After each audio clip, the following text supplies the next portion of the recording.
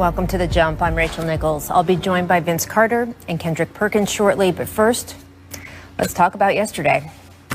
Sports are so often a mirror for who we are. Sports show us what happens when we work together for a common goal and what happens when we don't. Sports show us the very edges of what the human body is capable of, how high, how fast we can push ourselves. And they show us what happens when the mental strain is just too much. So last night, as our bleeding country reeled from yet another body blow, it was once again sports that had to reflect the moment, had to decide how to move forward, or even whether to move forward at all. In Miami, the Heat and Celtics discussed not playing very seriously. So seriously, in fact, well, hear it straight from Boston coach Brad Stevens. We just scrapped warm-ups and sat in the locker room and talked. And to be honest, at 30 minutes, I didn't think we were playing. And then coaches left the room, players finished talking and chose to play. So, I called my wife and told her I don't think we're playing. And then, 10 minutes later, we had decided to. They did indeed decide to play, but first they knelt during the national anthem, a decision that was echoed in Phoenix by a ring of unity from the Raptors and Suns, and on bended knee again by the Clippers and Warriors, several of whom wore T-shirts saying Black Lives Matter. In Milwaukee, they knelt after tip-off. Both the Bucks and the Pistons, on each team's first possession of the game, knelt for 7 seconds to signify the 7 times Kenosha police shot Jacob Blake point blank and in front of his children over the summer. Blake's shooting was once again front and center in Wisconsin after a grand jury failed to indict any of the officers involved. The rationale being that such an excessive use of force was justified. The hypocrisy of that was exposed less than 24 hours later when police in D.C. largely just acquiesced to a group of rioters with guns storming the U.S. Capitol. It was yet another stark reminder of the different set of rules for white people in America versus those of color. A sting that was frankly felt all over the league. Could you imagine today if those were all black people storming the Capitol and what would have happened? So that to me is a picture that's worth 1,000 words for all of us to see, and probably something for us to reckon with again. No police dogs turn on people, no billy clubs hitting people, people peacefully being escorted out of the Capitol. So it shows that you can disperse a crowd peacefully, I guess, would be the one thing. It just goes to show the policing system was built against black people, black and brown people. And that's the reason those reactions are different. That's the reason someone can walk or run or bust their way through or whatever into the Speaker of the House office and put their feet on the desk like they're sitting at home on their couch. And nothing happens. What happened today in particular is nothing but a joke. With everything that's going on, the losses of many African-American lives and the plight of people of color, and then for these human beings to come out and act like they're being discriminated against because they lost a fair election or that they have to wear masks is a complete joke. Our president-to-be, Joe Biden comes out and says, America, we're better than this. This is un-American. But to be honest, I'm 20 years old, but I feel like this is as American as it gets. I think today was of my lifetime, probably the biggest flex of white power and white privilege that there is. We see the two different USAs that we live in. It's sad. It truly is. It's sad. But all in all, we came to the conclusion, look, man, we're going to go hoop. We know what it is. You can't fool us. You're not fooling nobody else. But like I said, it's just sad, man. And everybody sees it. Everybody knows it now. Like, you can't say that you don't understand it. We just made a decision as a whole just to take a knee. But, my personal opinion, that wasn't enough. I don't think we should have even played. But, we did, and we came together, and we thought taking the knee was appropriate. I would have been all for the league just shut down. I think this was something that definitely should have been addressed. But there's a middle line to it. There's a fine line to it, because it does give some positivity. But I definitely would have been all for if the league shut down today, to kind of just bring light to what's really going on in the world. This tweet from Cavaliers coach J.B. Bickerstaff, quote, "My 8-year-old little girl told my wife she was scared to go to sleep because of the fear that those bad people in D.C. would come to Cleveland." How many of us spent part of yesterday trying to explain all this to our kids? I know I did. How many of us watched what unfolded on our televisions yesterday with the same sickness in our stomachs that you heard there in Doc Rivers' voice? Sports are a mirror for who we are, and right now we are hurt, and we are tired, and we are broken. But we are also still moving forward. That hope that one day things will be better, sometimes despite years of failure, that is, of course, one of the prime parts of being a sports fan, and a reflection of who we are as humans, too. There is always a chance to turn things around, one game at a time, or in our country's case, one day at a time. Let's see how we do. And now I would like to welcome in 8-time All-Star Vince Carter, 2008 NBA champ Kendrick Perkins. Vince, what was your reaction to the events that took place in our nation's capital yesterday, and how the NBA community once again had to respond? Painful. It was sickening, disgusting. But I think a lot of these guys said it best. You're seeing the privileges in what you can and what you cannot do, and who can do it and who cannot do it. And once again, hats off to the NBA, all players buying in, coming together for a common goal. It didn't really matter of who you voted for.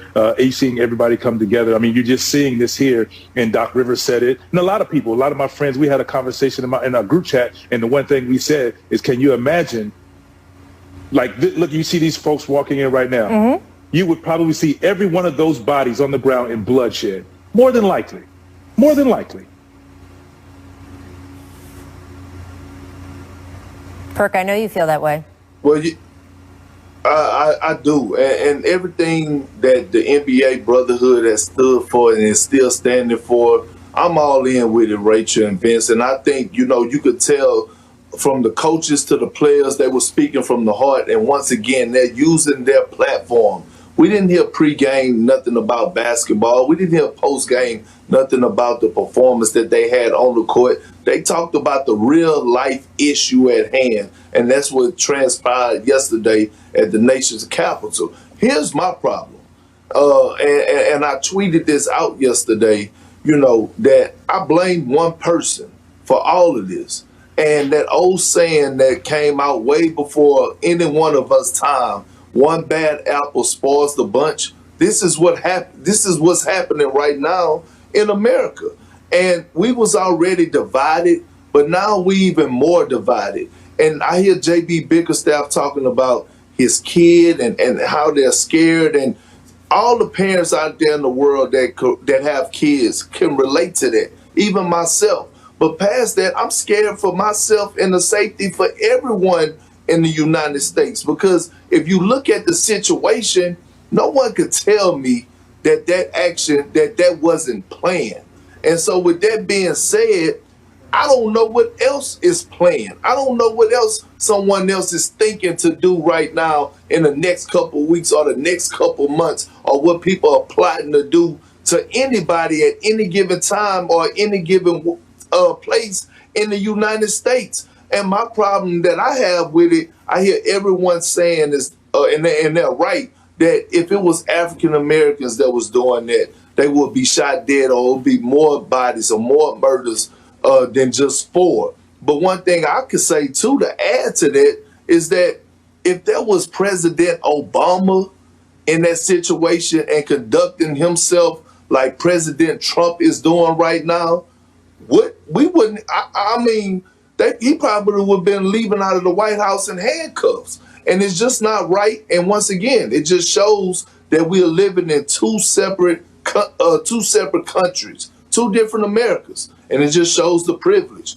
And I'm very hurt by it. I felt like that point was so eloquently made so many times yesterday, and there's a reason we showed you guy after guy after guy, because it's important to see the breadth of NBA players speaking out on this. Vince, I'm curious, you played 22 years in the NBA. How have you seen things evolve that players were getting to that point last night where they were speaking so much truth to power and so openly? Rachel, I tell you, I mean, you just look over the course of, like I said, of my 22 years, and you've been in the business a very long time, and you just seeing the athlete, not even just the black athlete, the athlete now stepping up on that platform and their willingness to be in the forefront and use their platform. You're seeing more guys do it and be willing to do it, and it's unbelievable to see this young generation that are in the forefront stepping up. And they're taking onus, and they're saying, we're not afraid. We're not afraid of the consequences. It's whatever. And you seeing the culture, and you're seeing the black athlete, you're seeing the white athlete. I mean, you see right there, everybody's in unity. You're seeing white athletes speaking up for the better for the black athlete, their teammate, their brother. That's what it's about. I know you wouldn't have seen that my rookie year, my first couple of years. You don't see that. So salute to this young generation who really putting their feet on the ground and speaking up. And that's how change has begun to happen because of them.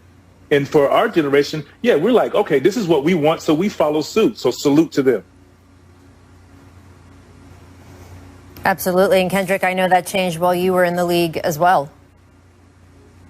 Yeah, absolutely. And Vince is right, though, Rachel. I mean, you look at guys like Jaylen Brown and Malcolm Brogdon, just those two young guys alone, right? They're not even 25 yet, but they have old souls, and they're great leaders. And I admire them. I look up to them. Every time Jaylen Brown gets a chance to talk about in social justice and things that's going on in the world that's not supposed to be going on in our country, but that is happening, I drop everything I'm doing and listen to him, because he's always teaching me, and I'm older than him. And it's a great thing to see that this NBA is in great hands for us leadership-wise, not on the court, but off the court. The things that they're doing in the community is beautiful. The way that they're speaking out, and you could tell it's not a front, it's not fake. They're very passionate about it, and they're really serious about it. These are young guys that are making hundreds of millions of dollars. Hundreds of millions of dollars. They don't have to do this. They're willing to put it all out on the line for the safety of everybody and to everybody to get treated equally. And the last thing I'm gonna say is this: to every leader out there that's leading and trying to do things the right way and trying to persuade for change and doing things for the right cause, just be careful, because we lost a lot of great leaders on standing on the front line. And right now we're living in a sick, evil world, and you got to make sure that you're very, very careful on how you move, where you move, and where you go. So that's just how I feel about it. Rachel, Hey, Rachel Perk, if I could add one more thing to that, we talk about the young guys and all that, but I also want to kind of give some credit and salute the stars of our league that are older. The LeBron James, there's D Wade's. I mean, we talking about LeBron James has the biggest platform, and we know in past there's some of the stars of stars back in the day were a little hesitant to do so. He can care less what you think about him. He's stepping up in the forefront right along with the young generation. And using his voice, whether people like it or not, he's allowed to use his voice. We as athletes, you as a human are allowed to use your voice. So how is it a problem when we, the athlete, have something to say and have our opinion and voicing our opinion for change, like you said, Perk? But it's a problem. And so I want to salute the LeBron James and all of the other superstars, Chris Paul, so many guys out there, the veterans of the league as well, who are doing great things as well. Yeah, no, that's a great point, right? Because when Trayvon Martin was killed, it was the Miami Heat who stood up, took that photo with the hoodies on, and that was really the rebirth of the start of this new athlete activism in the NBA. I always say we expect NBA players to be leaders in their community. We ask them to go do community events, hand out school supplies, be there for families in need with food, other supplies, things like that. If you want them to lead the community, you have to listen to their voices when they want to shape that community to be less violent, better education for their children and people who look like them, less fear. We ask these athletes to be involved, and they are saying, yes, I am here. I am involved. And they are some of the most vocal, most present, most high-profile young men and women in this country, certainly some of the most high-profile young African-American men and women in this country. And by saying what so many other people are thinking, it lets people know on the ground, hey, it's okay for me to feel like that too. I was so impressed with all of those guys last night, just as we talked yesterday about the women of the WNBA doing the same thing during their season. And I think we can expect more to come, and that's a good thing. All right, guys, coming up, we are going to get back to the NBA action on the court. The Sand Show, final possession in Celtics Heat. Marcus Smart can't get it to go, but the rookie from Portland, Oregon is right there to clean it up for the win. I wonder who put this highlight together. Perk, what is a good nickname for him? Because Celtics Twitter is struggling. Oh, absolutely. And his name is not Peyton Pritchard, Rachel. It's P. Rabbit. Oh. He got the go. That's all he do is know to go full speed. I love him. You know, he was a sleeper of mine. He's your sleeper. I know it. He's making me proud. I don't really know, but I tell you what, if he continues to play this way, he will. You'll naturally, organically come up with one. I mean, he's really playing so well. Like you said, sleeper now, potentially become a starter on the Boston Celtics. Go for it. No one has as good a nickname as Vince Carter. Half man, half amazing. Hey. Miss Payne. It took me some years to get it. Hornets Hawks, Miles Bridges corralling the ball. Fires a pass off Gordon Hayward's face. I mean, Gordon did get the and one. Only Righty got the bucket, Vince, right? Yeah, he was. That's one of those things like, hey, I'm trying to get rid of the ball. Boom. Look, here, you take, you know, my bad, bro. Oops. Yeah. You know. And then he gets the and one, so it happens. he tightened his eyesight up. Yeah, he tightened him up a little bit. It's all good. Make Kiwis. This is your guy, Perk. Pelicans Thunder. Steven Adams leading the break and drops the behind the back dime. Perk, is he a point guard in the center's body? Hey, look, Rachel, a lot of people don't understand Big Steven Adams got a lot in his game, right? He was taught by yours truly. You seen my video in the driveway when I was handling the ball. Big Steve got a lot in his game. He just a role player. I'm sure he'll be thrilled to hear that, Perk. Miss Fear, Pistons Bucks, fourth quarter. Watch Giannis and rookie Isaiah Stewart underneath getting physical.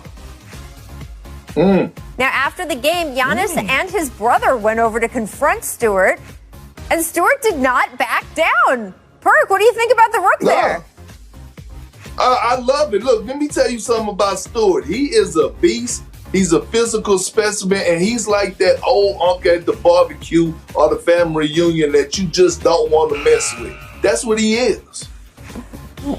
You could tell right there. He wants the physicality, and he's still there like, okay, yeah, you Giannis, you got an MVP or two, but bro, I'm still here. Like, hey, and he's gonna earn a lot of respect in the league because of that. Believe it or not, Perk, you know that. That is true, 100%. Miss Jams, couple good throwdowns last night. First, let's look at Joel Embiid. Oh, and then David Nwaba is coming up next. Here we go. Little? What are you gonna do with this? Oh, all right, Vince. The dunk expert of all experts, which was better? So you look at Embiid here, like you catch the ball in the post. Like I was going to say, he forgot the dribble. That's like, come on, Perk, drop, step, turn, no dribble up on a big man. Yeah. And then you look at, but my guy here. That was a great sword of the, I'm going to give it to the young fella, man. I'm going to give it to the young fella because I feel like Joel Embiid can do this. Joel Embiid can do that whenever he wants to. It's true. No. You know that. Yeah, but Vince, he don't do it all the time. So when he do something like that, that was more Shaq-like right there. And then Thomas Bryant, a guy who plays with tenacity and talk noise. I mean, you know, I'm just saying. We got more from that Joel Embiid Sixers-Wizards game coming up because, guys, Bradley Beal tied a Washington franchise record with a 60-piece last night. Wizards still couldn't find a way to pull out the win, though. Is that something, nothing, or everything? Stick around to find out. Rachel Nichols, joined by Vince Carter, Kendrick Perkins, and it's time to play one of our favorite games here on the show, Something, Nothing, or Everything. Shout out our friend Kevin Wild. Starting with Bradley Beal, who dropped a career-high 60-piece last night. Beal had 57 through three quarters, was held to 3 on 1 for 6 shooting in the fourth, and after the game, he was not pleased. You know, I'm pissed off. I'm mad. You know, I don't count any of my, career highs. They've been in losses, so, I don't give a damn. You throw it right out the window with the other 2 or 3 I had. I just want to win. Sometimes it forces me to score 50, 60, whatever the case may be, but I just want to win and whatever that looks like. So, came up a little short tonight. So, Vince, is the Warriors losing despite that 60-piece from Beal? Something, nothing, or everything? Wizards. I think it's something to me for Bradley Beal. At the end of the day, I hear what he's saying, and it's cool. But when you're talking about 60 points, It's only a few guys in our league ever when you're talking about scoring 50s and 60 points. Like, you're like, all right. When AI used to score, you're like, all right, cool, he scored another 50. When Kobe scored it, you're like, all right, cool, he scored another 50, 60, or whatever. I scored 50 points. It was a big deal, win or loss. Yep. You know what I'm saying? So I think for him, you got to cherish these moments in scoring 60 points, because there's not a lot of guys in our league that's doing that. Now, we know a few, and that guy Steph Curry was special in a win. But I say this for the organization, they're trying to get like on the up and up and get back in the thing. So he makes it not a big deal, so that's fine. So I think it's nothing. But he has to cherish these moments. It should be something. Yeah. Well, it should be. Well, I think it's everything. And listen, I never scored 50 in the NBA, never came close to scoring 50. My career high was 29. So I don't even know how it feels to even touch 30. But I understand what you're saying, Vince, about him not taking it for granted, that his special individual performance. But I feel Bradley Beal frustration. And Rachel, you remember when I came on here last week and I told you, I said that the Washington Wizards defense was so bad that they couldn't guard, old folks at a nursing home at recess. Well, I tried to take a light on them and give them the benefit of the doubt. But guess what? They can't guard a parking lot full of parked cars right now. And here it is. You have a guy that's going out there and giving you 60 points. They scored 135 points, but gave up 141. I don't care how many big nights individually you're going to have or how many points you're going to score as a team. But if you're not going to defend, it's a problem. So this is everything to me, especially because I put the Wizards, I had them on a high threshold coming into this season, saying that they were going to be a top 5 team in the Eastern Conference. And I don't like to look bad, so I'm very disappointed in the Washington Wizards right now. So this is everything. Well, let's flip around to the other side of that game, to the Sixers. They hold the league's best record now, 7-1. They won their 5th straight in that gutsy win over the Wizards. Is it something, nothing, or everything, Perk, on the Philadelphia side?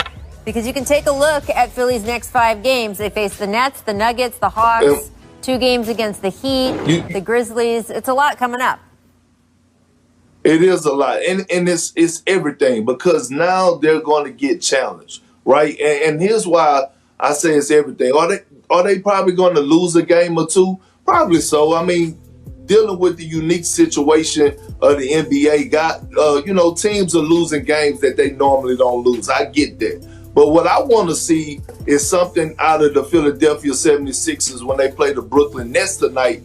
Are they going to come in relaxed? And Vince, you could contest to this, because sometimes when stars are out, the other team could come in and be relaxed and not really take it that serious. I want to see if the Philadelphia 76ers are still going to play inspiring basketball, winning basketball on both ends, and still play that high-energy game.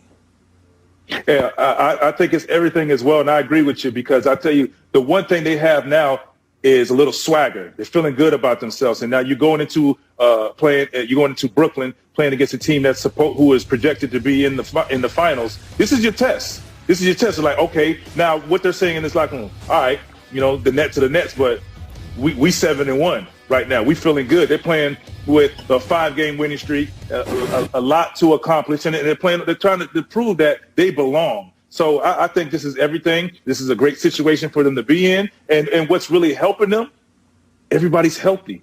Their stars are stars. Everybody's bought into what Doc Rivers is trying to sell. And I think when you get a new voice in there, sometimes you have your success early. Good things are happening, and this is what's happening right now for them. All right, I want to move on, guys, because Kawhi Leonard played last night. And why is that a big deal? Well, it was the second night of a back-to-back, which Kawhi hadn't played both nights of a back-to-back since April of 2017. That was several uniforms ago, guys. He played for the Spurs. He was an MVP finalist that season, by the way. Yesterday marked Kawhi's first back-to-back as a Clipper. And Ty Lue said that Kawhi told the team entering the season he was feeling healthy, planned on playing back-to-back. So, Perk, is Kawhi doing this first back-to-back both games since 2017, something, nothing, or everything? It's everything. And you hit it right with what you said about Ty Lue, is that it's showing us that he's finally healthy. That's the most important part. But the second thing is that it shows his commitment to the team. It shows his respect to Ty Lue, because we heard the rumors. We saw the articles this past summer about Kawhi getting special treatment. So for Kawhi to take that next jump and show them that, hey, I'm healthy, I'm going to play back-to-backs. I'm not a vocal leader, but that's kind of leading by example and to me in my eyes. And I think that's a positive step and going in the right direction for the Los Angeles Clippers. And guys, I think it's everything as well. For also another reason. I mean, they think about, in Perk, you've talked about it all the time. You think about what happened to them last year and what was supposed to happen, where they were supposed to be. And they were supposed to make it to the Western Conference Final, and it didn't happen. Well, now it's only 72 games and not 82 games. Right. So right now, they feel like, hey, we need to hit the ground running and get as much of an advantage. I'm sure right now their goal is to get to gain home court advantage, if not have the best record. Well, if that's the case, you need your stars to play and win games, point blank. So I think it's everything, and it's a great sign. And yes, he's healthy, like you both said. So if you're going to be healthy, let's go out and win as many games as we can right now, and then we can rest and get ready for the playoffs on the back end. Well, we saw last year, right? The Lakers put so much energy into the regular season, building those good habits, building good defensive habits, while the Clippers treated the regular season, frankly, differently, right? Like, oh, we'll get there in the playoffs. We'll play together, develop that chemistry in the playoffs. It seems like the Clippers are doubling down on the regular season, and we saw a little bit of that with Kawhi. But you can do that when you have a team that's been together for a while. If you got a new team of stars, new stars trying to figure out who's going to be the go-to guy and take the last shot of the game, well, you need to play regular season to prepare for the postseason. Absolutely, and we're seeing it. All right, guys.